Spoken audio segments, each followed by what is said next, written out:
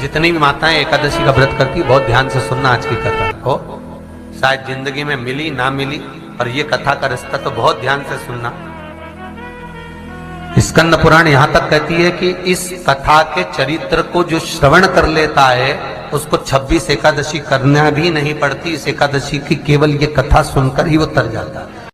एकादशी होती है वो द्वादशी से जुड़ी हुई पूर्णता का सुख देने वाली होती है। हमें घटने के साथ नहीं चलना, ध्यान दीजिएगा। हमें किसके साथ चलना है? बढ़ने के साथ, क्योंकि हमको आगे बढ़ना है कि पीछे आना है। वैष्णव आगे बढ़ता है, वैष्णव का धर्म है कि अग्रण्य भाव में चले। इसलिए वैष्णवों की जो एकादशी होती है वो आगे की ओर जाती है, अग्रण्य भाव में बढ़ने वाली, द्वादशी की ओर प्रवेश करने वाली। अर्थात हमारे कदम उन्नति की ओर बढ़े, हमारे कदम आगे वैभव की ओर बढ़े, संपदा की ओर बढ़े और भगवान के चरणारविंद की ओर बढ़े, ना कि पीछे की ओर हटे। हम दसवीं के साथ मिली हुई एकादशी न करें, हम द्वादशी के साथ मिली हुई एकादशी। एकादशी के दिन जब आप जल शंकर को चढ़ाने तो रोज ही जाते हैं। जब एकादशी का दिन रहे और शंकर जी के मंदिर में आप जल समर्पित करें तो 3 बार मुख से स्वधा स्वधा स्वधा या स्वधा स्तोत्र का पाठ, जिसमें 12 श्लोक। 2 चीजों को याद रखिए, गौदान और एकादशी। श्रीमद वल्लभाचार्य जी ने मायावत का खंडन करा था जगन्नाथपुरी में, और श्रीमद वल्लभाचार्य जी ने कहा था एकादशी मरने के बाद मत दो, एकादशी जीते जी दो। कहा था कि नहीं कहा था? जीते जी दान करिए। इसलिए जगदीश में, जगन्नाथपुरी में एकादशी उल्टी लटकी हुई है। करें अपने दर्शन। जगदीश में एकादशी को उल्टा लटकाया, क्यों? क्योंकि वल्लभ ने कहा कि एकादशी जीते जी दो। कई पंडितों कहते हैं तुम्हारे दादाजी मर गए, जब 12वें का दिन होता है ना तो पंडित जी संकल्प छुड़ाते हैं, देव एकादशी। बड़े बेटे ने 5 दे दी, छोटी बहू ने 3 दे दी, उसने 2 दे दी, उसने 2 दे दी। तो क्या तुम्हारे दादाजी भिखारी थे जो तुम्हारी एकादशियां लेकर जाएंगे? और तुम कौन होते हो दादाजी को एकादशी देने वाले? तुमने कौन सा इतने पुण्य कर लिए जो तुमने एकादशी दे दी? एकादशी के दान की महत्वता श्रीमद वल्लभाचार्य जी ने कहा कि कोई व्यक्ति अगर खटिया पर सड़ रहा है, पलंग पर तड़प रहा है, हॉस्पिटल में पड़ा हुआ है, तो निवेदन है कि उसको देखने जाओ तो अपनी करी हुई एकादशी में से 2 एकादशी का दान उसको तुरंत दे दो। क्यों? तो जिससे उसको मोक्ष मिल जाए, मरने के बाद नहीं। क्योंकि मरने के बाद तो वो 10वें के दिन, गरुड़ पुराण में लिखा है 10 दिन तक जीवात्मा घर की अटारी पे रहती है। कितने दिन? 10 दिन। 10 दिन के बाद जीवात्मा चली जाती है। कहां जाती है? उसको जहां जाना है। 3 दिन में उसको भोग भोगना पड़ता है जीवात्मा को। 3 दिन नरक का भोग भोगती है, उसके बाद स्वर्ग का भोग भोगती है। 18 दिन में ये प्रोसेस पूरी हो जाती है। कितने दिन? 18 दिन। 18 दिन के बाद में उस जीवात्मा को धान के खेत में पटका जाता है। किसके खेत में? धान के, चावल के खेत में। इसलिए कहते हैं एकादशी के दिन चावल मत खाओ। कहते कि नहीं कहते? और क्या कहते हैं? द्वादशी के दिन चावल खाना जरूरी है। एकादशी का पालना करना है तो द्वादशी को चावल का 1 गिलास खाओ, तब द्वादशी को चावल खाओगे तो एकादशी लगेगी। चावल नहीं खाओगे तो एकादशी नहीं लगेगी। द्वादशी को चावल खाना जरूरी है। क्यों कहते हैं? क्योंकि धान के खेत में जीव को छोड़ा जाता है, उस धान के खेत में, चावल के खेत में जीवात्मा रहती है। उसको चिड़िया खाती है तो चिड़िया के रूप में जन्म लेता है, मनुष्य खाता है तो मनुष्य के रूप में जन्म लेता है। इसलिए एकादशी के दिन चावल नहीं खाया जाता, क्योंकि एकादशी के दिन हम चावल खाएंगे तो जीव हत्या का दोष लग जाएगा। फिर कब खाना है? द्वादशी के दिन। द्वादशी के दिन क्यों खाया जाता है? क्योंकि हम एकादशी के व्रत करे रहते हैं, और पहला घासा जब चावल का खाते हैं तो अपनी करी हुई एकादशी का पुण्य, जितने जीव हमारे मुंह में जाते हैं उनको उसका पुण्य मिल जाता है, और उनका फिर जन्म नहीं होता, वो तर जाते हैं, उनको एकादशी का भाग मिल जाता है। इसलिए कहते हैं एकादशी को चावल मत खाओ, पर द्वादशी को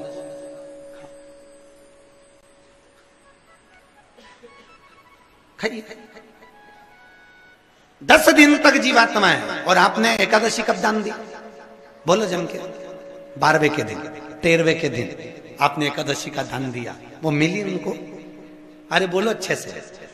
कई तो अभी तक कर रही होगी, हमारे दादाजी के निमित्त की कर रहे हैं, कर ले। फिर वही वाली बात आ गई, गुलाब के फूल में पानी जारी है। किसी भी मंदिर में मंदिर ना हो तो अपने घर के मंदिर में शाम के समय पर उस तुलसी की लकड़ी का दिया भरकर उसमें घी डालकर जो दीप प्रकट कर देता है, जला देता है, दीप को प्रज्वलित कर देता है, उसके घर में कभी संपदा की कमी नहीं होती। महाराज विष्णु पुराण में स्पष्ट लिखा है। पैसा तो आ रहा है और घर में टिक नहीं रहा। डॉक्टर में, पुलिस में, एक्सीडेंट आदि में, कहीं गलत जगह पर व्यसन में अगर पैसा जा रहा है, जुए में, मांसाहार, मदिरा पान, या कहीं आया पैसा आने में कमी नहीं, आ रहा है पर टिक नहीं रहा, रुक नहीं रहा।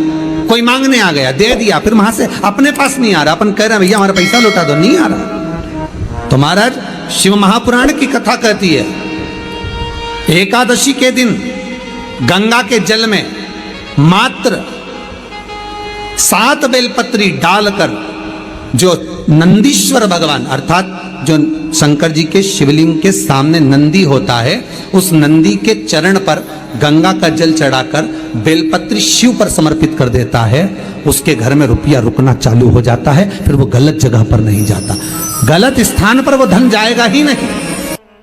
शास्त्र के धर्म अनुसार 2 कर्म है महाराज, या तो एकादशी स्वयं व्रत कर कर मर जाओ तो आपको किसी की एकादशी की जरूरत नहीं पड़ेगी, ठीक है। नहीं तो पंडित जी तो कहेंगे कि मर गई तो 11 एकादशी देना, कोई 5 दे, कोई 2 दो, कोई 3 दो, कोई 4 दो। दूसरा क्रम है 12 दिन के अंदर 12वां हो, उससे पहले घर के लोग जो एकादशी का पुण्य दें वो मिल जाए।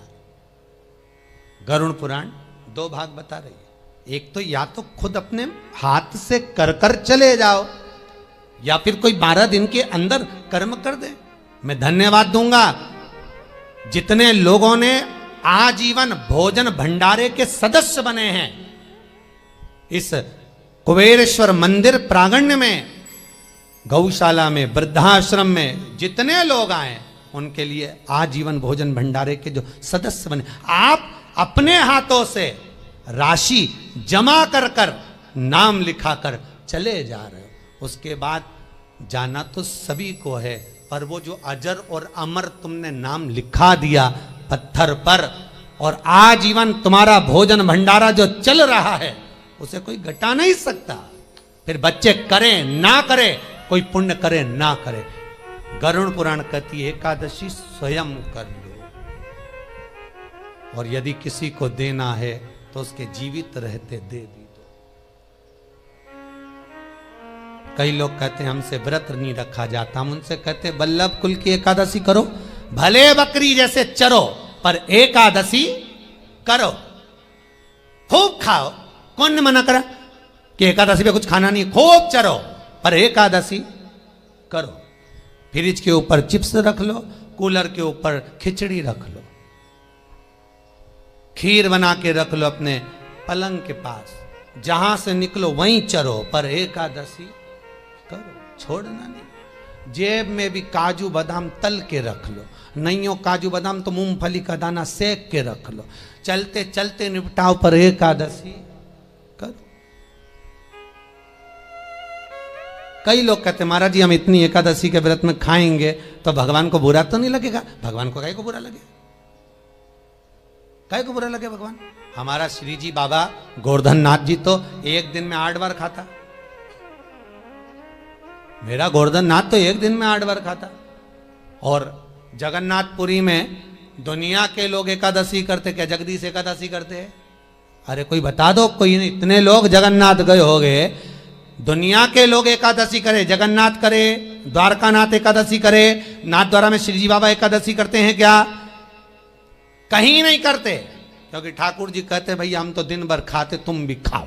और जरूर एकादशी का व्रत करो, मना नहीं है, पर मुख को उतार कर अगर कोई व्रत करोगे, कौन सा ये फूल अगर मुरझा जाएगा तो भगवान स्वीकार करेगा क्या? नहीं। कोई फल बेकार आ गया तो किसी को देने के लायक रहेगा क्या? नहीं। उसी तरह एकादशी में जिस दिन तुम्हारे चेहरे पर प्रसन्नता हो उस व्रत को भगवान स्वीकार करता है। मालूम पड़े एकादशी का व्रत रख लिया, पति बोले ला रोटी ला, लो तेरी थाली नहीं लाई, आज एकादशी है, आवाज नहीं निकल रही। सुबह से साबूदाने की खिचड़ी 3 बार चर के बैठी है, आवाज। एकादशी कुछ नहीं खाएगी, खा लिया। क्या खाया? साबूदाने गलाए थे आधा किलो, सब खा गई। नहीं, 250 ग्राम बघार लिया, 250 ग्राम रखा है, दोपहर में खा लूंगी। फिर दोपहर में क्या खाएगी? पपीता लाई हूं 2.5 किलो, सेव फल लाई आधा किलो, केला 1 दर्जन। अच्छा, फिर रात को 2 किलो दूध मंगवा लिया, उसकी रबड़ी बना लूंगी और उसमें मखाना मिला के चिप्स तल के 1 गिलास दूध अलग से पी के सो जाऊं। पति भी बोले तेरे जैसा व्रत कोई नहीं कर सकता। कौन करे? जो तू करी वो कौन करे? बता। खूब प्रेम से खाओ, पर निवेदन है चेहरा उतार कर व्रत मत करना। बिल्कुल चेहरा उतार कर व्रत करना। आज एकादशी का लोग व्रत करते हैं, करना भी चाहिए कि हम भोजन छोड़ देते हैं, हम ये नहीं खाएंगे। पर शिव महापुराण की कथा कहती है कि एकादशी सफल कब होती है? जब आपकी 5 कर्मेंद्री, 5 ज्ञानेंद्री और 1 मन ये आपके कंट्रोल में हो, तो समझ लो कि एकादशी पूर्ण हो गई और एकादशी का फल आपको प्राप्त। अब हमारी इंद्रियां हमारे कंट्रोल में नहीं है। नेत्र गलत देख रहे हैं, जिह्वा गलत बोल रही है, कान गलत सुन रहे हैं। जब ये हमारी इंद्रियां हमारे कंट्रोल में नहीं होंगी तो हम कितना भी व्रत कर लें, हम चाहे कितने भी भूखे रह लें, तो भी उस व्रत का फल नहीं मिलेगा। व्रत का फल कब मिलता है? जब हमारी इंद्रियां हमारे काबू में। विष्णु पुराण कहती है, श्रीमद् वल्लभाचार्य जी वर्णन करते हैं, मेरे वल्लभ कहते हैं कि वल्लभ कुल की एकादशी करो, भले बकरी जैसे चरो, पर एकादशी करो। हमारे यहाँ तो शास्त्र कहता है एकादशी का व्रत भी करो तो मुंह उतार के मत करो रे। कोई फूल अगर मुरझा जाता है तो भगवान को नहीं दिया जाता, कोई फल बेकार हो जाता है भगवान को नहीं दिया जाता। तुम्हारे व्रत वाले दिन तुम्हारा मुंह उतरा रहेगा तो भगवान उसको स्वीकार करेगा। इसलिए बकरी जैसे चरो और एकादशी करो। जेब में भर लो मूंगफली का दाना, काजू इधर, मूंगफली का दाना इधर, खिचड़ी भी बना लो, मोरधन भी बना लो, चिप्स तल लो, पापड़ तल लो, और जो पपीता, सेव फल, केला जो जो है सब लिया फ्रिज पे, वॉशिंग मशीन नहीं खाएगी।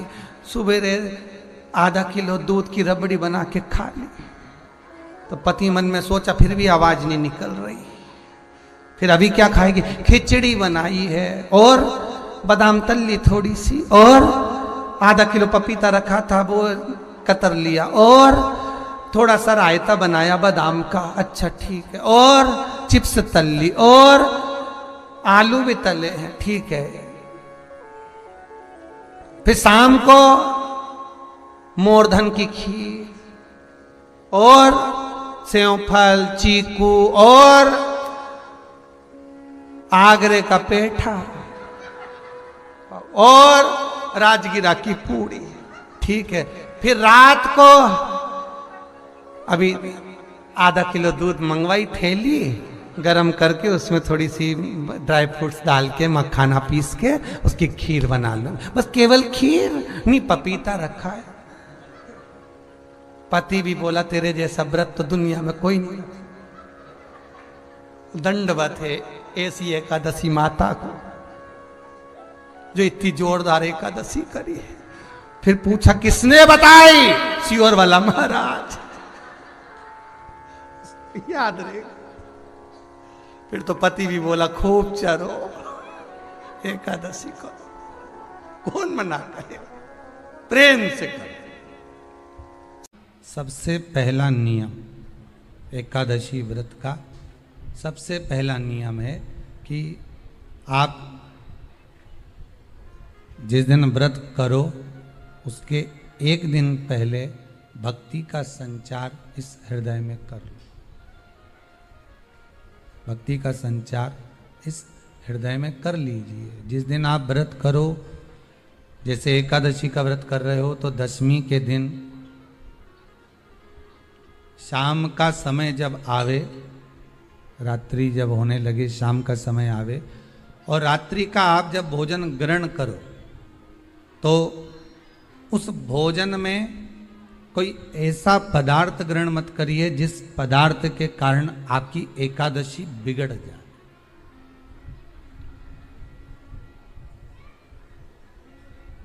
कोई बेकार भोजन हमें ग्रहण नहीं करना, श्रेष्ठ भोजन ग्रहण करिए दशमी के। और एकादशी का दूसरा नियम बहुत ध्यान से सुनिएगा। जिस दिन आपकी एकादशी का व्रत हो उस दिन प्रयास करिएगा कि अपने हाथ से किसी भी वृक्ष की कोई पत्ती टूटे ना। अपने हाथ से किसी भी वृक्ष की, पौधे की, किसी भी वृक्ष की पत्ती अपने हाथ से ना टूटे। बहुत ध्यान दीजिएगा महाराज। एकादशी का ये दूसरा नियम है कि अपने हाथ से किसी पौधे की, किसी वृक्ष की, किसी डाली की कोई पत्ती टूटे ना, कोई पत्ती ना टूटे, इसका प्रयास करिए।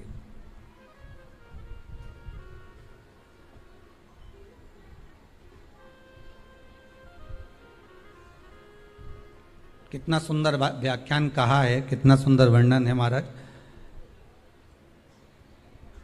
कि मात्र एकादशी का व्रत कर लेने पर, मात्र एकादशी का व्रत कर लेने पर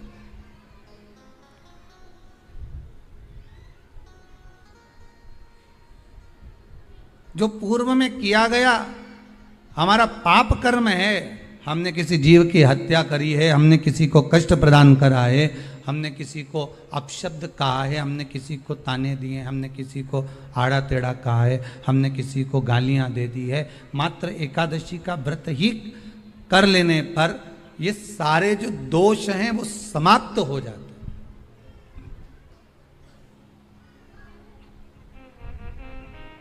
सारे दोष हमारे समाप्ति पर आ जाते हैं।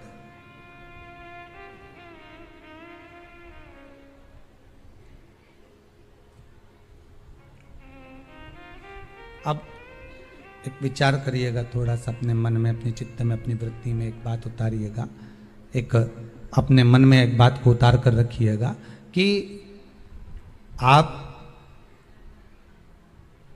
अपने पाप को, अपने पाप कर्म को जिस दिन क्षीण करने वाले हो, समाप्त करने वाले हो, अपने पाप को आप जिस दिन समाप्ति पर लेकर जा रहे हो, तो उसके एक दिन पहले आपको प्रसन्नता होना चाहिए कि नहीं होना चाहिए कि कल मेरा पाप कटने वाला है, कल मेरा पाप समाप्त होने वाला है, जो मैंने पाप कर्म करा है वो समाप्त होगा, जो मैंने पाप कर्म करा है वो कल समाप्त हो जाएगा। तो एक दिन पहले आपके चेहरे पर प्रसन्नता हो कि ना हो?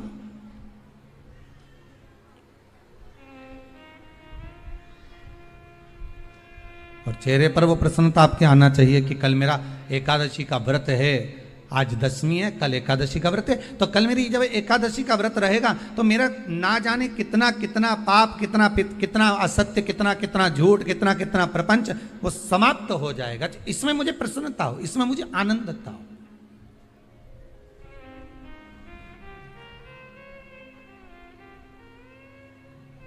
तो क्या कहा गया कि प्रयास करिएगा कि एकादशी के दिन कोई वृक्ष की, कोई डाली की, कोई कोपल की कोई पत्ती ना तोड़ी जाए।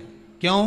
तो कहा अगर उस पत्ती को हम तोड़ देते हैं, वृक्ष की पत्ती को या क्यारे में लगी हुई कोई डाली की पत्ती को हम तोड़ देते हैं तो एकादशी का पुण्य फल प्राप्त नहीं होता, एकादशी का कोई फल हमारे खाते में नहीं जाता, पुण्य फल प्राप्त। अब फिर भले तुम चाहे तुमने मोरधन खाया हो, चाहे तुमने फिर चिप्स खाई हो, चाहे तुमने फिर व्रत का कितना ही सामान खा गए हो और तुमने सोचा कि आज मेरी एकादशी है, तो फिर उसका कोई फल प्राप्त नहीं है, उसका कोई सुख प्राप्त नहीं है आपको, फिर उसका कोई आनंद प्राप्त नहीं है आपको, फिर उसमें कोई आनंद की अनुभूति आपको नहीं मिल रही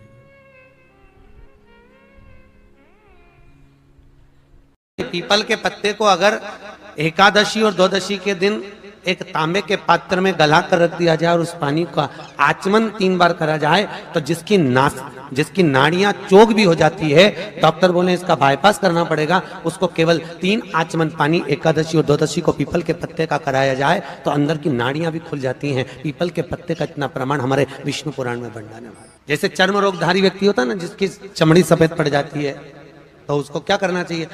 केवल हिंदू धर्म में केवल एक पीपल का वृक्ष है जिसका पराग झड़ता है, और वो रात्रि को लगभग 10 बजे से 12 बजे के भीतर, 9 बजे से 12 बजे के भीतर पीपल के पेड़ के पत्ते का पानी झड़ता है, उसके नीचे एक थाली रख देना चाहिए और उस थाली में पीपल के पेड़ के नीचे रख दो और उसका पराग जब झड़ जाए वो पानी को बाल्टी में धो लो और धोने के बाद थाली को उस पानी से 15 दिन, 8 दिन, 20 दिन स्नान करिए। धीरे धीरे चर्म रोग समाप्त हो जाता है, सफेद जो चमड़ी पड़ी वो वापस अपने रंग में आना चालू हो जाती है। कोई नहीं आपसे भी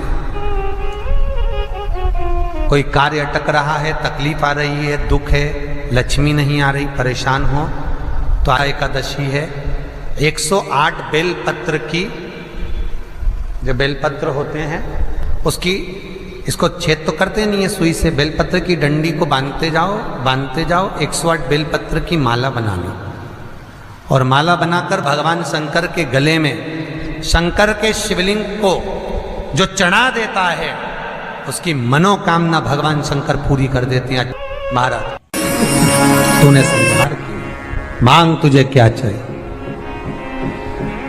एकादशी ने भगवान विष्णु से कहा, नाथ प्रभु वर दे दो, मृत्यु लोक में जो मनुष्य मेरा व्रत करेगा, चाहे जलचर, थलचर, वायुचर या सांसारिक मनुष्य, मेरा अगर एकादशी का व्रत करेगा प्रभु, उसके यहां धन धान्य वैभव सुख संपदा बढ़ेगी और उस जीवात्मा को नरक नहीं भोगना पड़ेगा, सीधे वैकुंठ का उसको वास मिलेगा।